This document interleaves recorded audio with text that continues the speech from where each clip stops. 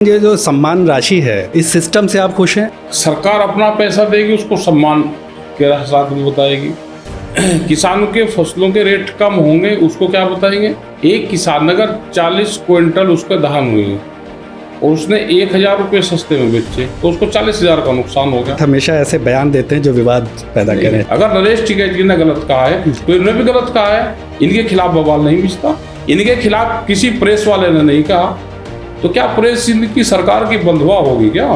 पिछली कौन सी आखिरी जो फिल्म थी वो कौन सी देखी? ये गदर वगैरह आई थी, ये ठीक रही थी, या उससे पहले देखते थे।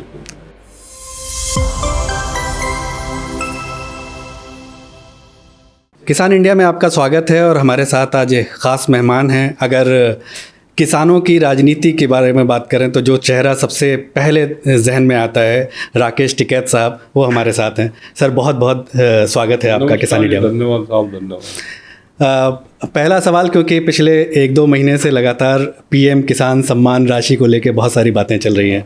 बढ़ाया जाए, कम किया जाए, कब दिया जाए, कोई कितना टलेगा, उसको लेके क्योंकि आप लगातार किसानों के बीच रहते हैं, किसानों में किस तरह का अभी कह सकते हैं थोड़ा धीरज टूट रहा है उनका कि जल्दी आ नहीं रही है पैसे? देखो, ये तो प्रचार ज़्यादा है जी। ये प्रचार करवाते हैं भाई, उसको 6000 रुपये को आप उसको बांट बांट के दे रहे, तो पैसा कम और प्रचार ज़्यादा है। जी। और बहुत लोगों जिनको पहले दिया गया, बहुत के नाम कट रहे हैं अभी। जी जी बिल्कुल। अगर आप गांव में जाकर देखोगे तो बहुत लोगों के नाम कट रहे हैं इससे।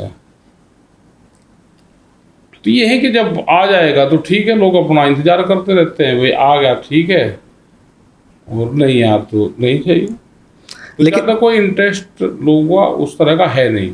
अच्छा, लेकिन ये जो सम्मान राशि है, चाहे वो अमाउंट की बात हो या सब, ये एक सम्मान राशि किसी को भी देने की बात हो, इस सिस्टम से आप खुश हैं? आपको लगता है कि कुछ और ऐसा होना चाहिए जो परमानेंट होना चाहिए किसानों के लिए? आप उसके फसलों के दाम दे दो ना जी। भाई सरकार अपना पैसा देगी, उसको सम्मान के साथ में बताएगी। किसानों के फसलों के रेट कम होंगे, उसको क्या बताएंगे। उसको आप दे रहे, आप उसकी फसलों की कीमत देते नहीं, तो उसको क्या बतावें। एक किसान अगर 40 क्विंटल उसके धान हुए और उसने 1000 रुपये सस्ते में बेचे तो उसको 40,000 का नुकसान हो गया। बिल्कुल। तो उसको क्या बताओगे। आप उसको दोगे 6000 रुपये साल में, उसको मक्का में नुकसान हो या उसमें नुकसान है, जैसे बिहार में है। जी। क्या बिहार के सिस्टम से कोई खुश है? बिहार में मंडी को बाजार समिति बोलते हैं जी। वहाँ पे 2005-06 से वे बंद हैं। क्या बिहार के किसानों की कोई गलती है कि वे किस रेट में अपना माल को बेचते हैं? वहाँ पे धान, मक्का, सूरजमुखी करीब और गेहूं 1 लाख करोड़ रुपए से ज़्यादा का नुकसान एमएसपी पे कम पे बेचने पे है। जी। अगर वो पैसा उन किसानों को मिल जाए तो 1 लाख करोड़ रुपया गांव में जाएगा बिहार के। जी। तो उठ जाएगा बिहार। अब अगर पूरा वो सिस्टम लगावे, ये वहाँ पे 20 साल से बंद है, तो 20 लाख करोड़ रुपए का तो नुकसान हो उनको हो गया। उसका इंटरेस्ट लगा लो। बिहार से लोग क्यों शिफ्ट हो रहे हैं? किसान खेती वहाँ पे करता था, सबसे बढ़िया मक्का वहाँ पे पैदा होती है। दिल्ली में हम मॉल में मक्का लेते हैं, उसको खाते हैं, पॉपकॉर्न यहाँ पे बोलते हैं उसको। वहाँ मक्का है, यहाँ पॉपकॉर्न हो जाता है जी। तो सब ज़्यादातर बिहार में पैदा होता है। सारी कंपनी वही पैदा करती है, किसान को नहीं मिलता कुछ भी। वहाँ का या तो लेबर बन गए या पढ़ लिख लिए, अपना अधिकारी उस लिस्ट में चले जाते हैं, जमीन छोड़ रहा है। जी। तो यही हाल पूरे देश का होगा। क्या कश्मीर में अगर मुसलमान खेती करता है सेब की, तो भारत सरकार के पास में टेंडर है कि आप उनको नुकसान करोगे, वे मुस्लिम हैं। हिमाचल के पूरे सेब को बर्बाद कर दिया, वो अडानी, वहाँ का पूरा व्यापार अडानी करता है। अडानी का सेब बचे, वो सस्ते में हिमाचल का सेब खरीदते हैं, इसलिए जम्मू कश्मीर, जो कश्मीर में सेब होता है, वो अपनी वैली है अपने देश की जी, उस किसान को नुकसान हो और अडानी को फायदा हो, इसलिए उनको तंग करा जा रहा। ये सारी चीजें देखनी पड़ेगी। यहाँ पे तो चलो दिल्ली के आसपास के लोग तो संघर्ष अपना कर लेते हैं, दिल्ली नज़दीक है, दिल्ली को घेर लेते हैं, अपनी बात कह देते हैं। यहाँ पे देश में बहुत से किसान संगठन हैं, दिल्ली के आसपास ये मजबूत हैं, लेकिन हर जगह क्या हाल हो रहा है, उस पर भी गहन सा चिंता करने की हमको जरूरत है। जी, मेरा अगला सवाल यही था कि आपने बिहार की बात की, बिहार के इलेक्शन आने वाले हैं, लेकिन किसानी से जुड़ा अभी तक कोई भी मुद्दा कम से कम नेशनल लेवल पे नहीं आया है। लोकल लेवल पे हो सकता है हो, वहाँ पे लोगों की नाराज़गी हो, लेकिन नेशनल लेवल पे जिस तरह से उठना चाहिए किसी भी इलेक्शन में, उस तरह ना तो किसी पॉलिटिकल पार्टी की तरफ से बहुत ज़्यादा कहा जा रहा हो, ऐसा सुनाई नहीं देता। और जो किसानों से जुड़े हुए संगठन हैं वो भी बिहार में उस तरह से बड़ा काम कर पा रहे हैं। लोग आंदोलन करते थे, वे भी वहां से शिफ्ट हो गए जी, तो सुनवाई है नहीं भाई। प्रेस के ऊपर एतबार रहता था, एक विश्वास रहता था, अब प्रेस है नहीं। देश में कहने को प्रेस है, कैमरा और कलम पर बंदूक का पहरा है। कैसे प्रेस और मीडिया हाउस अपने आप को चला रहे हैं वो उनको पता है। जैसे उद्योगपतियों को पता है कि मुझे कैसे वो चलाना है, वो उनको पता है। तो धीरे धीरे वहाँ का भी और किसानी वाला भी इशू खत्म हो रहा, क्योंकि किस पे विश्वास करें, किस पार्टी पे। अब कर्नाटक में आंदोलन चल रहा, कर्नाटक में कांग्रेस की सरकार है जी, वहाँ पे 13 गांवों की जमीन अधिग्रहण कर रहे एयरपोर्ट के आसपास, और वहाँ पे वो जमीन है बेशकीमती जमीन है। पूरा वेजिटेबल्स वहाँ पर होता है, कई तरह की फसलें वहाँ पर होती है। उस ज़मीन को अधिग्रहण करके उद्योगपतियों को देंगे, वहाँ इंडस्ट्री लगेगी जी।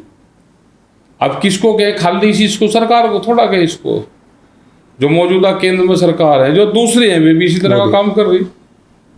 तो लोगों का एक विश्वास सा हट गया, लोग अपना वोट अपना दे देते हैं, क्योंकि वोट देने का सबको अधिकार है, वोट अपना दे देते हैं। ये देश आंदोलन से बचेगा जी, आंदोलन से देश बचेगा, वैसे बचेगा ही नहीं।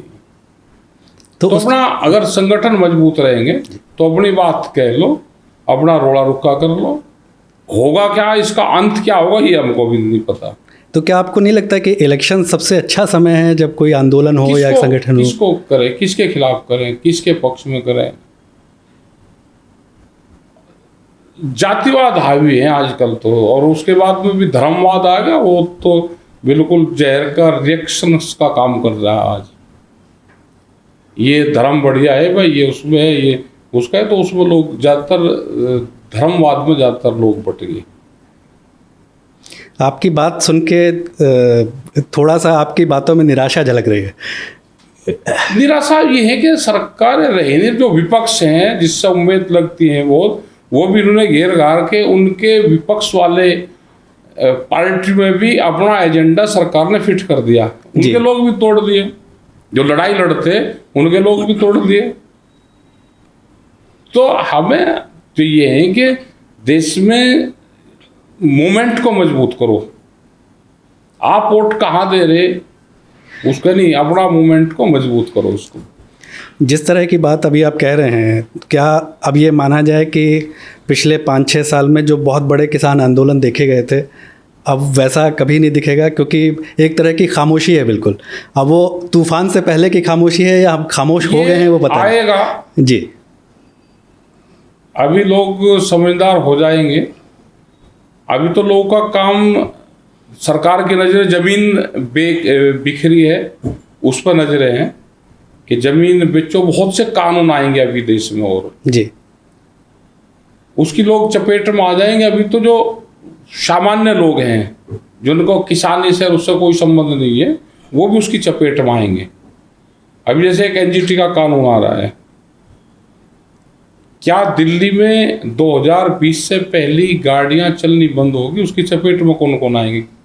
किसान तो आएगा ही, लेकिन जो आम मध्यवर्गीय लोग हैं बिल्कुल, जो अपनी रोजी रोटी कमाने के लिए दिल्ली उसके आसपास आए, क्या वो उसकी चपेट में नहीं है?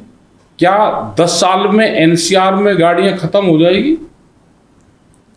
ये आम लोगों के समझ में आया नहीं है अभी। आप दिल्ली में कितने भी पैसे कमा लो, नोएडा में, इसमें आपका सब कुछ यही खत्म हो जाएगा। क्या आदमी मशीन है क्या उसको मशीनरी बना दिया?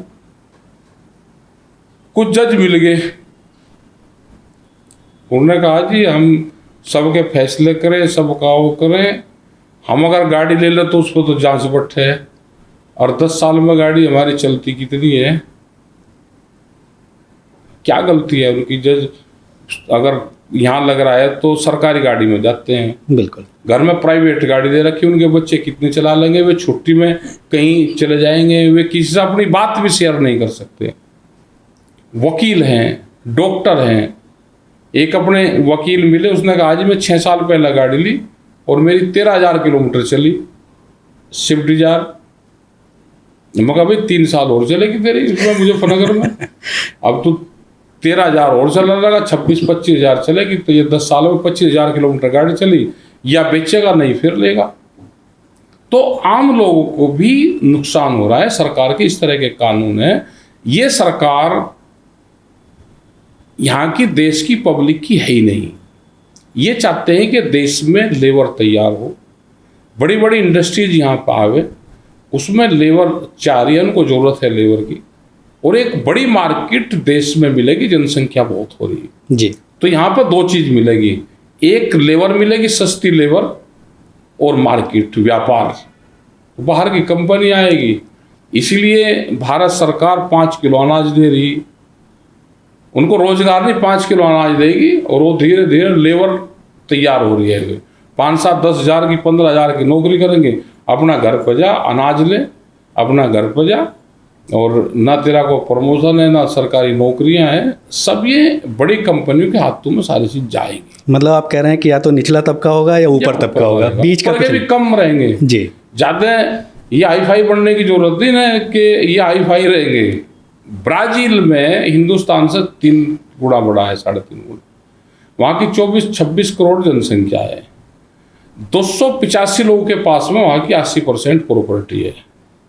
हमारा आंदोलन वहाँ पे चलता है, उनकी ज़मीन छीन के हम किसान बना रहे हैं जी, उन्हीं की इंडस्ट्री लगवा रहे, वो वहाँ पर काम चल रहा है। अभी हमारा संगठन करीब 72 कंट्री में है जी। तो अलग अलग जगह के अलग अलग काम हैं। तो यहाँ पे भी भाई वही बनने जा रहा, पैसा कुछ लोगों के पास में चला जाएगा, जमीन छीनने का अभियान चल रहा। बड़े लोग अभी किसान से जमीन ले रहे हैं, हाईवे की जितनी जमीन है कोई भी आप बोल लो, वो किसी भी रेट में जमीन खरीद लेंगे, उसके पीछे की जमीन फिर सस्ती खरीद देंगे। तो ये 15, 20, 25, 30, 40 साल का ये प्रोग्राम है जी। जमीन किसान के हाथ से जाएगी, किसान लेबर बनेगा जी। तो जब ऐसे में जब आप ये बता रहे हैं कि इतनी बड़ी समस्या है, तो उसमें अब अभी एमएसपी और जिन चीज़ों पे आंदोलन आप लोगों ने पिछले कुछ समय में किया था, वो क्या एक तरह से बड़ी समस्या के आगे छोटे दिखने लगे? नहीं, वो भी बड़ा सवाल है ना कि एमएसपी गारंटी कानून, वो हम सरकार को कह रहे हैं कि वो सरकार लागू करे जी, एमएसपी गारंटी कानून, क्योंकि वो बन जाएगा तो किसान को लाभ होगा। अगर एमएसपी गारंटी कानून देश में लागू हो जाता है तो 1,10,000 करोड़ रुपए के आसपास अकेले बिहार को फायदा होगा। कोई भी व्यापारी, आप जाकर देखो, बड़े बड़े गोदाम, मंडी से बड़े गोदाम आज व्यापारियों के पास में है। वहाँ बिहार में सस्ते में फसल खरीदते हैं और महंगे में फिर फसल बेचते हैं। अभी धान शुरू होगा वो इधर आना जी। आप हजारों ट्रक वहाँ से रोज देखोगे, बिहार और पूर्वांचल से धान आता है, गेहूँ आता है, मक्का आती है। अभी खरीद कितनी चलेगी? 1600-1700 रुपये पर क्विंटल, 16-17 रुपये, 18 रुपये केजी की खरीद है वहाँ पे। अगर एमएसपी होगा तो वही 2,500 रुपये के आसपास होगी। तो ये सीधा 700-800 हज़ार रुपये पर क्विंटल का नुकसान है। 10-12 रुपये, 8 रुपये केजी का नुकसान किसान को है। तो एमएसपी गारंटी कानून अगर देश में हो जाए तो इस नुकसान की भरपाई हो जाएगी जो व्यापारियों की जेब में जा रहा है। आपने एक बार फिर बिहार की बात की और आप लोगों पे मतलब जो किसान संगठन है ज़्यादातर उन पे आरोप यही लगता है कि ये तो सिर्फ पंजाब, हरियाणा और पश्चिमी उत्तर प्रदेश इन लोगों का मिला जुला सब है। ज़्यादातर तमाम हम लोगों ने भी कुछ इंटरव्यू किए जिसमें उन्होंने कहा कि आप देखिए कहीं कभी बिहार में कोई आंदोलन होता है वहाँ के किसान तो कभी नहीं कहते, ये तो सिर्फ एक छोटा सा छोटे ही नहीं वहाँ पे जी वो वहाँ से शिफ्ट हो गए। हम बिहार में बहुत बार गए। सुधाकर सिंह वहाँ पे कृषि मंत्री होते थे, उनने वहाँ से रिजाइन करा, फिर हम मेंबर पार्लियामेंट का चुनाव लड़ा, जीते। हम अभी भी बक्सर में गए थे, जो भूमि अधिग्रहण का इशू वहाँ पर चला हुआ जी। अभी पिछले महीने गए हम वहाँ पर, इसी उसमें 3-4 तारीख में थे वहाँ पे। लेकिन सवाल यही है कि नेशनल मीडिया में जब भी कोई चीज़ आती है, नेशनल लेवल पे जो आता है भाई नेशनल मीडिया हो तो बात हो। अभी आप उसमें टीम में देखो, किसी देश के किसी इशू में बात नहीं होगी, अकेले वहाँ पर डिबेट चलेगी। कुछ जो मुस्लिम हैं उनको भी ये नहीं आना चाहिए, जब उनकी बेइज्जती होती है वहाँ पर टीवी पे तो क्यों आते हैं वे, लेकिन दिखाने के लिए उनको बैठाते हैं, हिंदू मुस्लिम करवाते हैं। पूरे देश में लोगों ने टीवी पे देखने छोड़ दिए। तो आप ये कह रहे हैं कि आपने जो कर्नाटक का इशू बताया है, दक्षिण भारत में और भी इशू बताया है, वो नेशनल लेवल पे उठ के नहीं आ रहे हैं, लेकिन आंदोलन चल रहे हैं वहाँ पे, आप ये कह रहे हैं। ठीक है।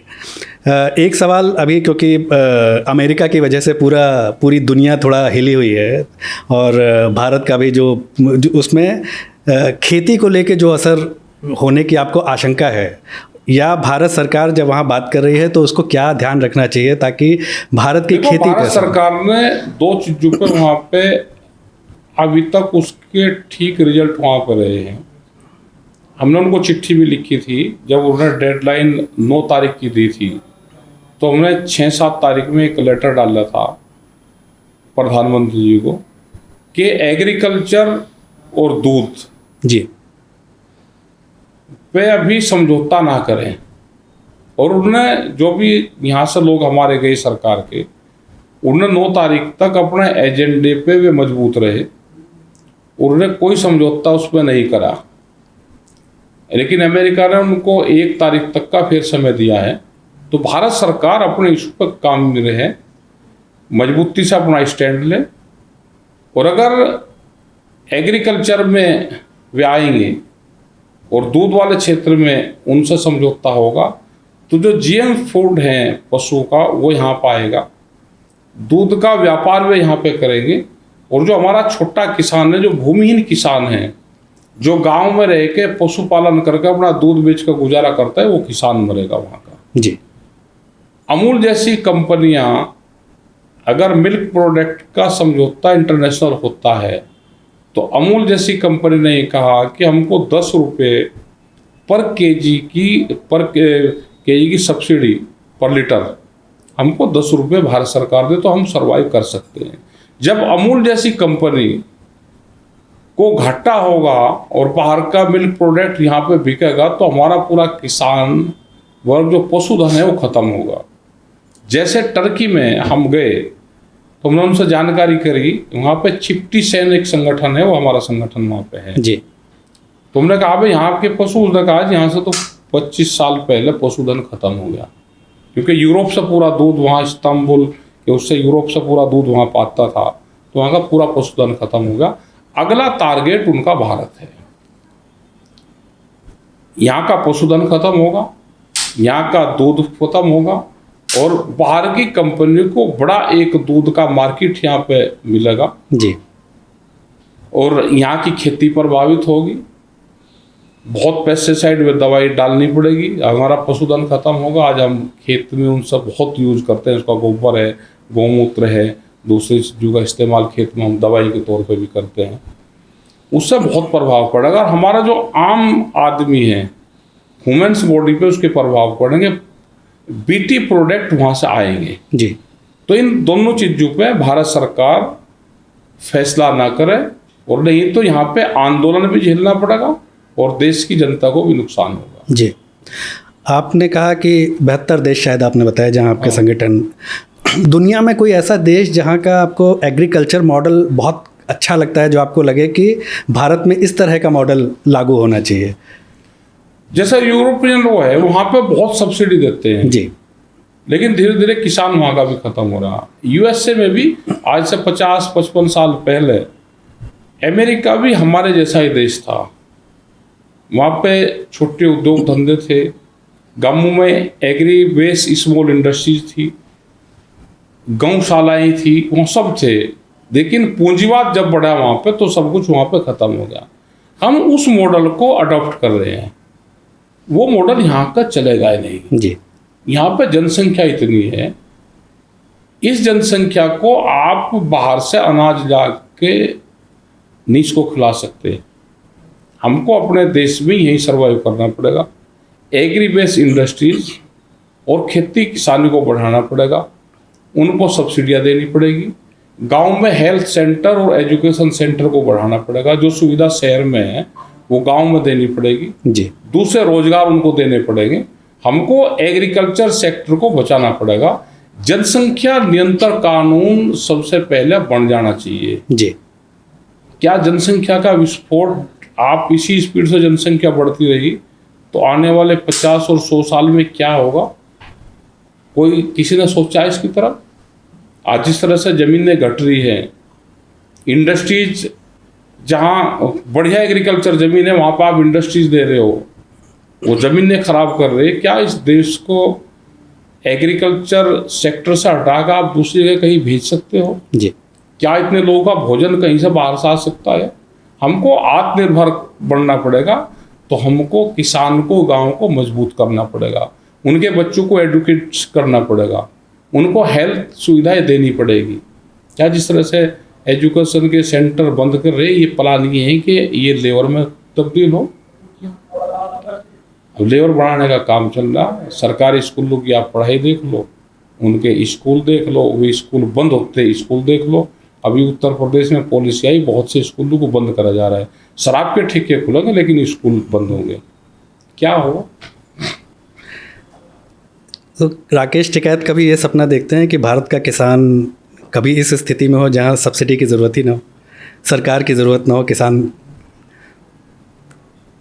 हमारा इंसाफ करवा दो और हम जो टैक्स लोग देते हैं वही टैक्स हम भी देंगे, जो इंडस्ट्री टैक्स देती हैं वही हम दे देंगे।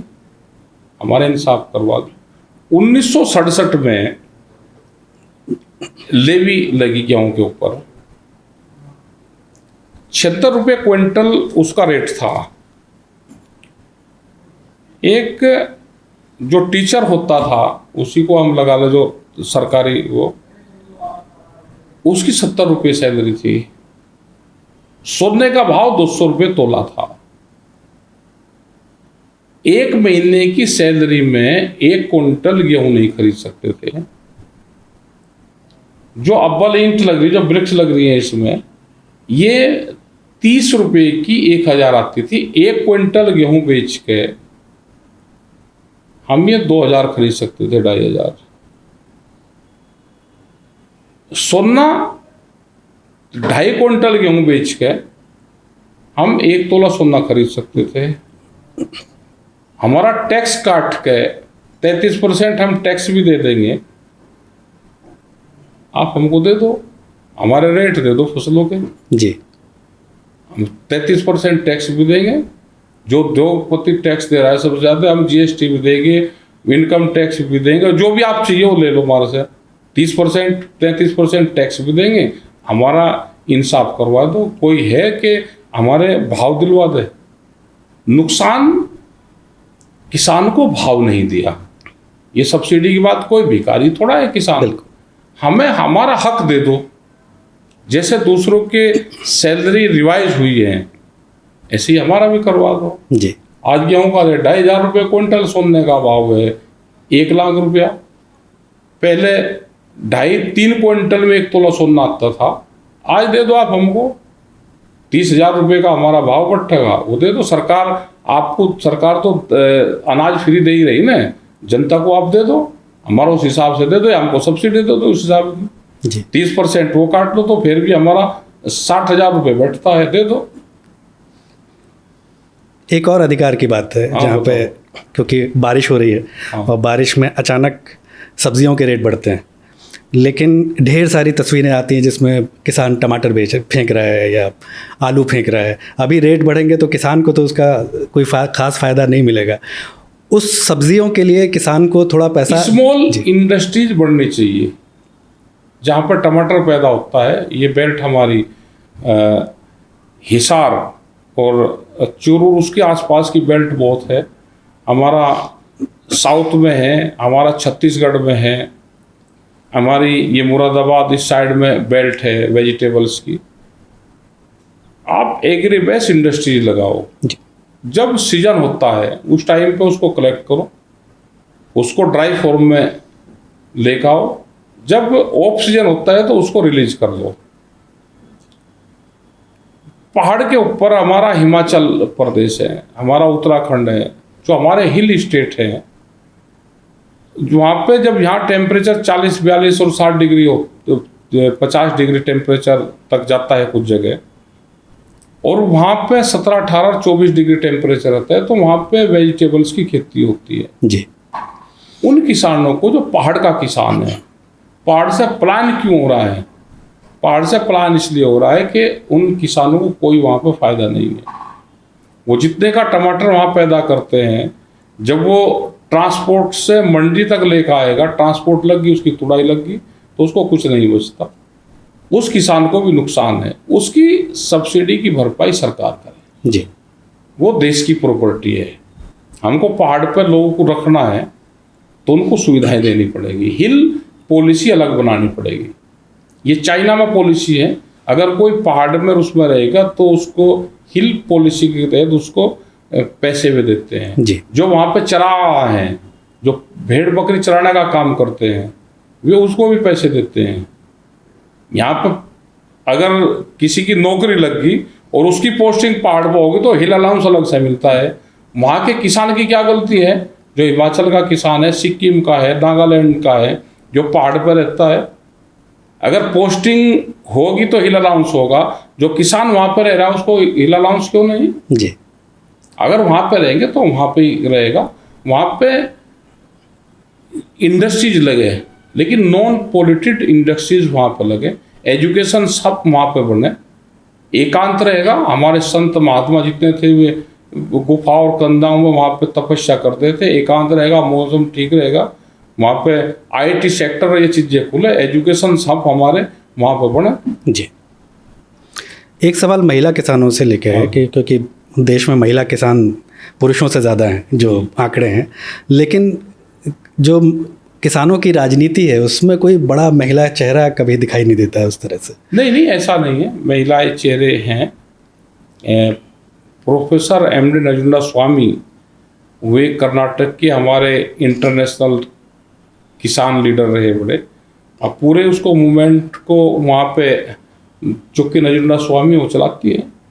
तो बहुत महिलाएं हैं जो किसान लीडर हैं और खेत में भी काम करने वाली महिलाएं हैं। लेकिन राकेश टिकैत के लेवल का कोई महिला नाम आपको ध्यान आता है?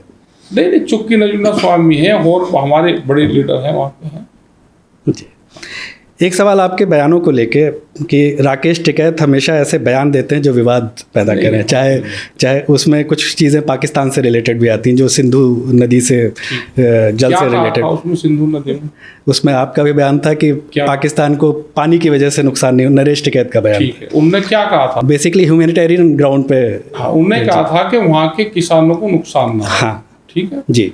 उसके बाद में जब अटैक यहाँ से हुआ, इन्होंने क्या कहा?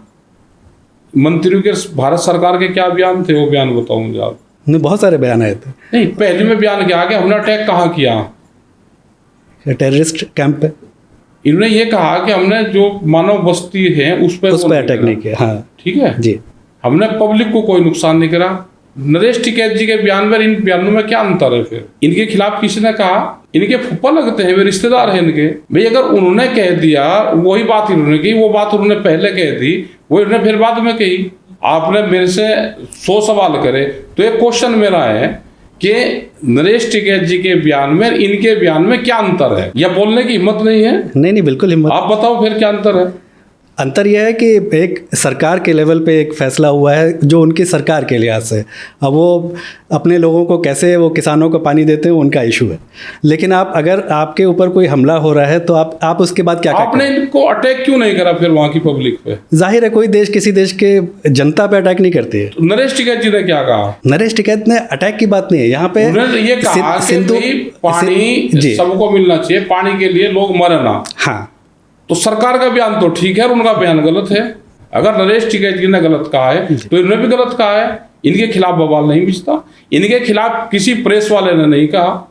तो क्या प्रेस इनकी सरकार की बंधुआ होगी क्या? नहीं, पब्लिक पे अटैक करना, ड्रोन से अटैक करना, मिसाइल अटैक करना, वे कौन है? अगर पानी किसी किसान को मिला ना, पर्टिकुलर एक किसान की बात करी जी, जीव जंतु की बात करी, अभी आपका क्या स्टैंड है इस पर? नहीं, वो तो बयान खत्म हो गया। नहीं, वो बयान खत्म हो गया, समझौता अभी भी स्थगित है। और उस पे हमने सरकार जो करना करा, लेकिन सरकार के बयान और उनके बयान को ये ना करो कि सरकार ने जो कह दिया, सरकार के मंत्री जो कहेंगे वो तो ठीक, अगर आम आदमी ने किसी ने कुछ कह दिया तो वो गलत है। दोनों ने जनता को बचाने की बात करी ना। वहाँ के लोगों के खिलाफ तो शायद ना तो सरकार होगी, ना आप होंगे, ना हम में से कोई होगा। तो यही तो कहा लेकिन अगर वहाँ से अटैक होता है तो जाहिर है सरकार कोई ना कोई फैसला तो नहीं करा। अटैक हमने तो अपने बयान 12 मिनट बाद में वापसी ले लिए थे। अटैक क्यों नहीं करा वहाँ की पब्लिक पे? अटैक उन पे किया जहाँ से अटैक हुआ। अरे पब्लिक पे क्यों नहीं करा? हम कोई आतंकवादियों के समर्थक थोड़ा है। वहाँ पे अगर किसान की बात करी होगी तो करा उन पर अटैक। तो आपका कहना है कि अगर दो देशों में कोई प्रॉब्लम हो, भारत पाकिस्तान को भूल जाते हैं, अगर दो देशों में कोई प्रॉब्लम हो तो ऐसा कोई कदम एक देश को नहीं उठाना चाहिए जिसमें दूसरे देश के आम जनता को प्रॉब्लम? हमें नहीं भाई, ये भारत सरकार का फैसला है, वो अपना करे, जो उनको ठीक लगे वो करे, हमारा ये इशू है ही नहीं। ठीक है। कुछ थोड़े किसानी और बयानों से अलग हटके थोड़ा आपकी पर्सनल लाइफ पे सवाल पूछते हैं। फिल्में देखते हैं आप? पहले देखते थे, अब तो नहीं। पिछली कौन सी आखिरी जो फिल्म थी वो कौन सी देखी थी? ये गदर वगैरह आई थी, ये ठीक रही थी, अब उससे पहले देखते थे। म्यूजिक वगैरह सुनने का कोई शौक? मतलब एज पर्सन राकेश टिकैत को जानने की कोशिश है। जो भजन होते हैं जी, तो ये सुन लेते हैं, या जो पंजाबी सॉन्ग है ये है, तो इस तरह के।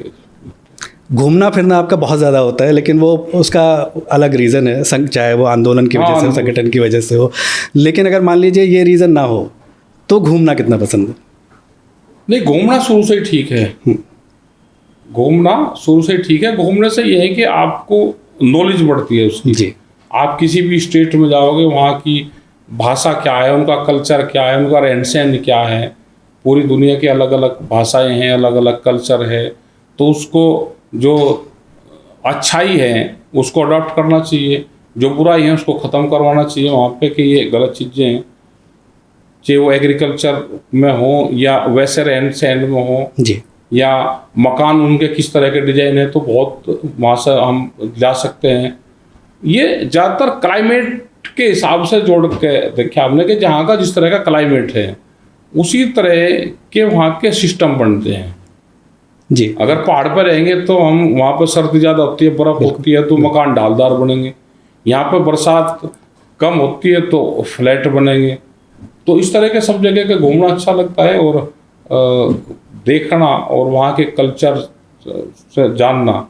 खास करके हम छत्तीसगढ़ में गए तो आदिवासी कैसे रहते हैं, उनका जनजीवन कैसा है, तो उस पर काम करने की ज़रूरत है। तो वहाँ क्या काम करा जाए, तो ये चीज़ें हैं, घूमना चाहिए सब आदमी। कोई विदेश का या अपने देश का कोई एक कल्चर जो आपने को लगा हो कह रहे ये तो मुझे अपनाना चाहिए, कोई चीज़ जो अपनाई हो बाहर से? जैसे आदिवासी है, हमारी फीलिंग उनके प्रति ये रहती है कि ये आदिवासी हैं और ये जानते कुछ नहीं। सबसे ज़्यादा आदिवासी जंगलों की पूजा करते हैं जी। तो पेड़ लगाने का पूरा सिस्टम उनसे सीखना चाहिए हमको। और अगर पेड़ लगेंगे, जंगल खड़े होंगे, तो पर्यावरण ठीक रहेगा, मौसम ठीक रहेगा, टेम्परेचर ठीक रहेगा, आदमी दिमागी रूप से ठीक रहेगा। तो वो जंगलों का पूरा कॉन्सेप्ट हमको आदिवासी से सीखना चाहिए। उनके जो कल्चर हैं, हमारे बहुत पहले जो कल्चर रहे हैं, वे आज भी आदिवासियों में कल्चर मिलेंगे। या बिहार में जैसे जाएंगे तो वहाँ के बहुत कल्चर जो गांव में मिलेंगे वे आज भी वहाँ पे मिलते हैं। जितना आप इंटीरियर में जाओगे तो पुराना कल्चर वहाँ पे मिल जाएगा, भाषा मिलेगी। और भाषाओं का देखिए, अगर आप उसका भाषाओं का अध्ययन करो जी तो संस्कृत, पूरे वर्ल्ड में संस्कृत भाषाओं के शब्द मिलेंगे जी। जैसे स्पेनिश है, एकु द्वेस त्रेस कार, तो ये वहाँ पे शब्द है। तो ये हमारे हिंदी और संस्कृत से मिलते हैं, 1 2 3 जी। तो अगर उनके आप गहराई तक जाओगे तो बहुत सी भाषाएं आपस में मिलते हैं। कन्नड़ है, कन्नड़ में करीब 30% संस्कृत के लैंग्वेज होगी जी। फिर भाषा को लेकर इतना विवाद क्यों होता है? अभी भी चल रहा है। वो अपनी लोकल लैंग्वेज को प्राथमिकता देते हैं, लेकिन जो शब्द हैं, जो मूल भाषा है, वो ये लगता है कि संस्कृत हमारी मूल भाषा रही है, उसी से ही शब्द दूसरी जगह गए हैं। जैसे विदेश में चले जाओ तो उसको शुगर कहते हैं, शक्कर को, यहाँ शक्कर कहते हैं, कुछ जगह सकरा कहते हैं। तो है सब वही। यहाँ हिंदी भाषी में उसको शक्कर कहते हैं, कहीं उसको सकरा कहते हैं, कहीं उसको शुगर कहते हैं। तो कहीं ना कहीं भाषा कहाँ से कहाँ गई जी। तो वो भी बड़ा इंटरेस्टिंग चीज़ है। हम जब बाहर जाते हैं तो हम कोशिश करते हैं कि जैसे 30-40 लोग हैं, कुछ विदेश के हैं, कुछ अपने हैं, कुछ अलग अलग जगह के। तो हमने एक एजेंडा बनाया कि हिंदी भाषी 2 लोगों को एक रूम बना रखा जाए, या 3 लोग रखते हैं, उसमें एक अफ्रीकन हो, एक यहाँ का हो जो आपस में भाषा ना जानता हो। तो 4 दिन साथ में रहेंगे, जो सबको पता है कि भाई ये क्या है, वो आपस में पूछ जाएंगे। तो एक अच्छे दोस्त भी बन जाते हैं और भाषाओं का एक दूसरे शब्दों का भी आदान प्रदान हो जाता है। और हर नई भाषा सीखने में, नई भाषा सीखने को मिलेगी, उसकी चीज़ सीखने को मिलेगी, कैसे आप रहते हो तो उसका रहन सहन का पता चलता है। तो ये हम कोशिश करते हैं वहाँ पर जाकर कि एक भाषा के बोलने वाले एक जगह ना रहें, नहीं तो सब्जेक्ट से हट जाते हैं। वो पढ़ाई नहीं करेंगे, वो क्लास अटेंड नहीं करेंगे, वो मीटिंग में नहीं जाएंगे। लेकिन जब उनके रूम रहेंगे तो रूम उनको अलग अलग भाषाओं के लोगों को एक जगह दो। जी। आप खेती से जुड़े हैं तो खाने पे तो सवाल होना चाहिए कि खाना आपको क्या पसंद है और फल में क्या पसंद है? जो चीज़ जहाँ पे पैदा होती है, 2 चीज़ है खाने में हर आदमी के लिए जी। रीजनल और सीजनल, ये 2 शब्द है। अगर इनका आप इस्तेमाल करते रहोगे तो आप बीमार ही नहीं पड़ोगे।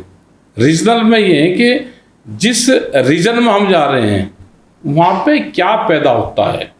आप साउथ में जा रहे हो तो वहाँ पर आप इडली डोसा, जो वहाँ की नेचुरल चीज़ें, आप उसका इस्तेमाल करो। आप कहोगे नहीं जी मैं तो मक्का की रोटी खाऊंगा, मैं गेहूँ खाऊंगा, एक तो मिलेगी नहीं। आप कहोगे नहीं मुझे तो उड़द की दाल चाहिए और यहाँ पे वही चाहिए जो मैं वहाँ घर पर खाता था। और जिस सीजन में जो चीज़ें वहाँ पे पैदा होती है उसका इस्तेमाल करें। जैसे अभी हम गाजर और पत्ता गोभी, फूल गोभी का इस्तेमाल यहाँ पे कर रहे हैं। ये इस टाइम की सब्जियाँ, वेजिटेबल्स है ही नहीं जी। ये जब जब यहाँ का टेम्परेचर 24 से नीचे आ जाएगा, 27, 28 और 24, 23 से नीचे आ जाएगा सर्दी में, यहाँ पे वो चीज़ें पैदा होगी तो हम इसका इस्तेमाल कर सकते हैं। ये अभी वहाँ पे है जहाँ पर ठंडे स्टेट है, यहाँ पे भी गोभी पैदा नहीं हो रही जी। ट्रांसपोर्ट के थ्रू वो पहाड़ से आ रही है नीचे, या पॉलीफैग में उसमें हो रही, बढ़ रही, तो महंगी हो रही, तो केले में गोभी खा रहे हैं। अब का सीजन है ही नहीं गाजर खाने का, गोभी का, लेकिन इस्तेमाल कर रहे। तो रीजनल और सीजनल 2 चीज़ों पे ध्यान रखें। सब चीज़ें आदमी को खानी चाहिए, उनसे हमारे शरीर में जो कमी होती है किसी भी चीज़ की, वो हर चीज़ से पूर्ति होती है। तो आपकी कोई खास पसंद उस तरह से? ना, हमें कुछ नहीं, आपको जो मिल जाए वो खा ले। जहाँ मिल जाए। हम जैसे सबसे ज़्यादा दिक्कत क्या हो कि हम वेजिटेरियन है प्योर जी। अगर फ्लाइट में भी जाते हैं तो वेजिटेरियन का भी हिंदू वेज अब लिखा जाता है, नया शब्द आ गया। आप वो नहीं लिखोगे तो एग आपके पास में आ जाएगा जी। तो हम एग भी नहीं खाते। तो साउथ अफ्रीका या उन कंट्री में जाते हैं तो वहाँ दिक्कत होती है, वहाँ सब लोग ज़्यादातर नॉन वेज हैं, वेजिटेरियन है ही नहीं। तो सुबह का जब ब्रेकफास्ट होता है तो वहाँ सारी चीज़ मिल जाती है, दूध मिल जाएगा, ब्रेड मिल जाएगा, आपको जैम्स मिल जाएंगे, उसको देख लो। वे चावल में क्या मिला था उसका भी नहीं पता। तो इन सब चीज़ों का ध्यान रखना पड़ेगा। लेकिन हमने अपनी बॉडी को उसको ऐसा कर रखा कि केला मिल गया, दूध मिल गया, तो उसी से ही कर रहे। अभी हम आए, आज मंडे हैं जी, तो हम फास्ट रखते हैं मंडे का, तो हमको दही और केला ले लिया, वो अपना खा लिया, अब शाम तक फ्री। आखिरी सवाल, महेंद्र सिंह टिकैत की एक विरासत थी जिसको आप लोग आगे लेके जा रहे हैं, जब कभी रात में सोने से पहले या सुबह उठ के कभी सोचते हैं उस विरासत को आप कितना आगे लेके जा पाए हैं या कितना और काम करना बाकी है? वो एक विचारधारा थी, उसी विचारधारा को आगे बढ़ा के चल रहे हैं हम। और जब भी कोई फैसला लेना होता है, जब भी कोई मूवमेंट होता है, उस पर क्या करना है, तो वो क्या करते थे, तो उसी पे ज़्यादातर हमारा ध्यान रहता है कि अगर ये स्थिति आए तो वो क्या करते थे जी। उस टाइम के हमारे जो लोग थे, उनकी टीम के लोग थे, वो क्या करते थे। तो ज़्यादातर कोशिश ये करते हैं कि उसी विचारधारा पर चले, उसी तरह के फैसले ले, और ऊपर वाले पे हमेशा ध्यान रखें। वहाँ पे जो पूरी जो ताकत मिलती है, वो ताकत अदृश्य ताकतें हैं जो इस संगठन को और पूरे सिस्टम को चलाते हैं। हमारा उसी पे विश्वास है। ईश्वर को और उसको मानने वाले लोग हैं, पूजा पाठ करने वाले लोग हैं, उसको हम मानते हैं। जो वहाँ पे ज्योत जल रही है, 1 मार्च 1987 को वो शुरू हुई थी, जब किसान मूवमेंट शुरू हुआ, और वो आज तक कंटिन्यू चलती है। तो उसका ध्यान रखते हैं, कोई हमारे से गलत चीज़ें ना हो, उन सब चीज़ों का ध्यान रखें। बहुत बहुत शुक्रिया। धन्यवाद साहब, धन्यवाद।